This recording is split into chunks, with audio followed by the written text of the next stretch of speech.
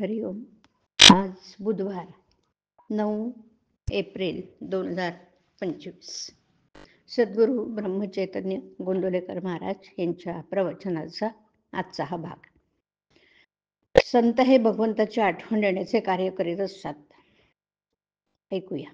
ज्याला सत्याचं ज्ञान झालं तो सर्वज्ञच बनला, आणि जे या सत्याला धरून राहतात ते संत.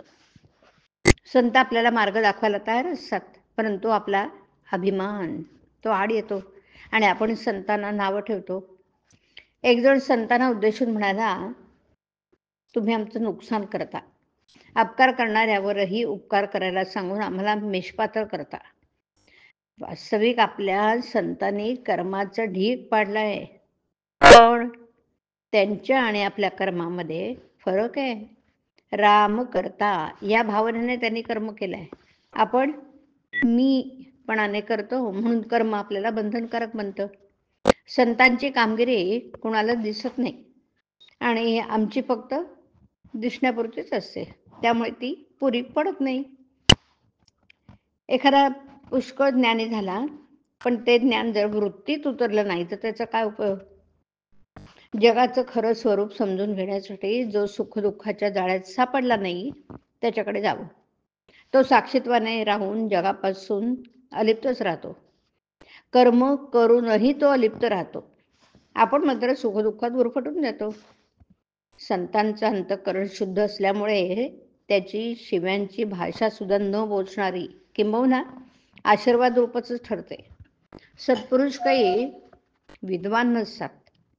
अतिविद्वान मनुष्य कोणी सत्पुरुष झालेला ऐकिवत नाही.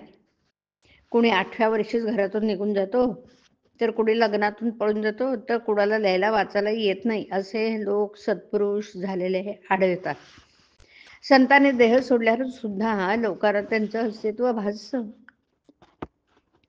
लहान मूल बाहेर खेळत असतं, परंतु मध्येच त्याला आईची आठवण होऊन तिच्याकडे धावतं. याचा अर्थ असा की मुलाला आईचं सूक्ष्म स्मरण सतत असतं. तसा भगवंताचा चटका किंवा तशी त्याच्या अस्तित्वाची जाणीव, तशी त्याची निष्ठा आपल्याजवळ पाहिजे. भगवंताची अशी तळमळ लागली की मनुष्य वेडा बनतो. त्या स्थितीत त्याला जर कोणी संत भेटला की तो निवांत होतो. संत हे खरोखर आईसारखे आहेत. ते आपल्याला भगवंताची आठवण देण्याचं कार्य करीत असतात. सर्व जगावर संतांचं उपकार आहेत बरं. त्याने परमात्म्याला सगुणात आणलं आणि तो आपल्याला सुसेव्य केला. परमात्म्याला आपलासा करून घ्यायला नामस्मरण हे सोपं साधन दिलं. एकनाथी भागवत, ज्ञानेश्वरी असे सोपे सद्ग्रंथ निर्माण केले आणि यथाशक्ती अन्नदान करणं हेच कलियुगात उत्तम साधन आहे असं सांगितलं.